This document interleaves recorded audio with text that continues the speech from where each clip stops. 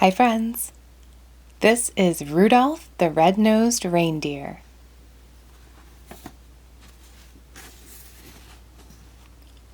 Christmas Town, also known as the North Pole, is the wonderful place where Santa Claus lives with Mrs. Claus, all the elves, and the flying reindeer that pull Santa's sleigh every Christmas Eve. Nowadays, Christmas Town is a happy place. The elves make toys, the reindeers fly. But in the old days, everyone had to watch out for the Abominable Snow Monster. He was big and furry and hated anything having to do with Christmas. And he liked to eat reindeer. All that started to change when Santa's lead reindeer, Donner, became a papa. "We'll call him Rudolph," said Donner, looking at his new son. Suddenly, Donner and Mrs. Donner saw a bright light. "He's got a shiny red nose," said Donner in surprise. "I'd even say it glows." Santa came to see the new arrival, but then he saw Rudolph's nose. "Let's hope this glowing stops if Rudolph wants to make the sleigh team," Santa said. "We can't have any shiny noses flying through the sky." So the Donners put a little cover on Rudolph's nose.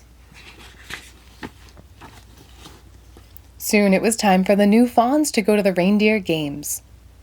They would be inspected by Santa, who would choose the best reindeer for his team.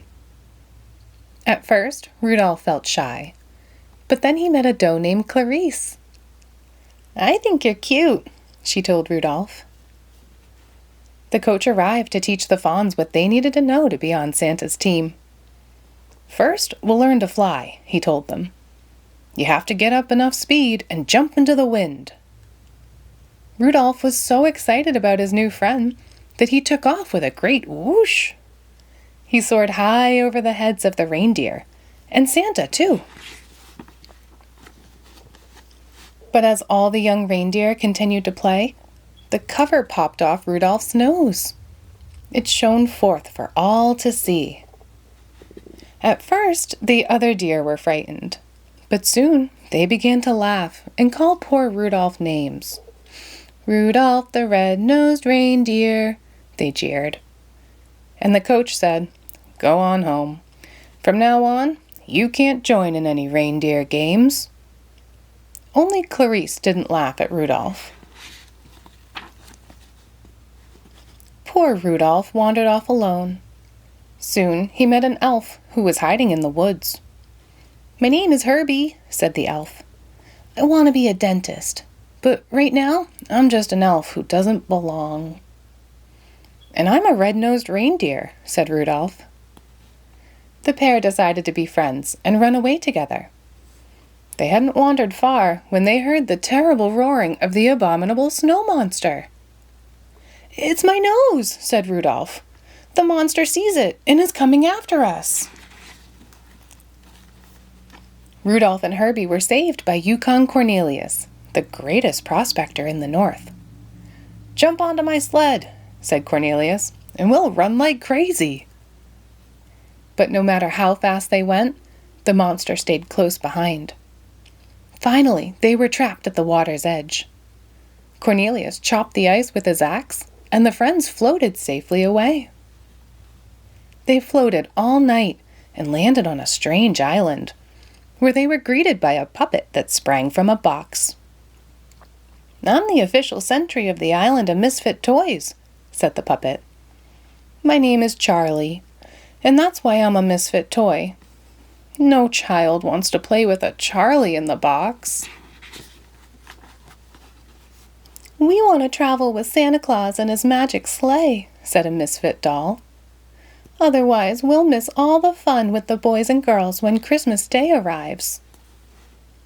The friends met an elephant with polka dots, a choo-choo train with square wheels, a water pistol that shot jelly, a bird that swam, a cowboy riding an ostrich, and a boat that couldn't float. "We're misfits too," said Rudolph. "Maybe we could stay here with you." But the king of the island would let them stay for only one night. "This island is for toys alone," he said. A living creature cannot hide here, but you can help us. When you return to Christmas Town, tell Santa about these homeless toys. I'm sure he can find girls and boys who would be happy with them. A toy is never happy till it's loved by a child."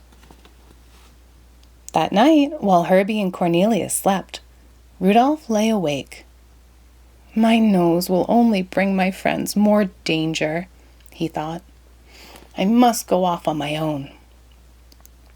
But wandering alone in the snow, Rudolph realized that he couldn't run away from his troubles. Rudolph returned to the mainland and headed for Christmas Town. But first, he had to pass the cave of the Abominable Snow Monster. As he did, Rudolph heard voices crying, "Help! Help!" Rudolph rushed inside. There were Rudolph's parents and Clarice. They had been searching for Rudolph and had been caught by the monster, who was about to devour Clarice.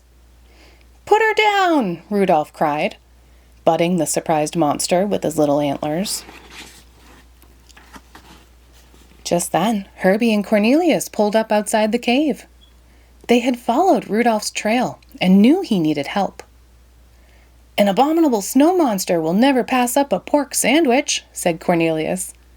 "Herbie, you sit outside the cave and oink like a pig. When the monster comes outside, watch out." Herbie approached the mouth of the cave. "Oink, oink," he called.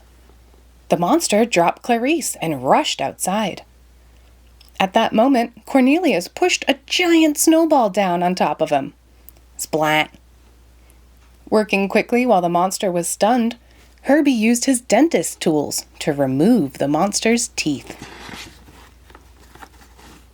Back in Christmas Town, Rudolph told how he and his friends had defeated the Abominable Snow Monster. Everyone realized that misfits have their place too. Rudolph told Santa about the misfit toys. "As soon as the storm lets up, I'll find homes for them," Santa promised. Then, the weather elf handed Santa his report. Santa gasped. "The storm won't subside by tonight. I won't be able to fly my sleigh." Suddenly, a flash of light caught Santa's eye.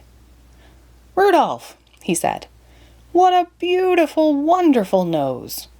Won't you guide my sleigh tonight?" "I'd be honored to," said Rudolph, putting on his jingle bells. "Okay, Rudolph," said Santa. "First stop is the Island of Misfit Toys. Up, up, and away." And with Rudolph leading the way, Santa soon found wonderful homes for all those lonely toys.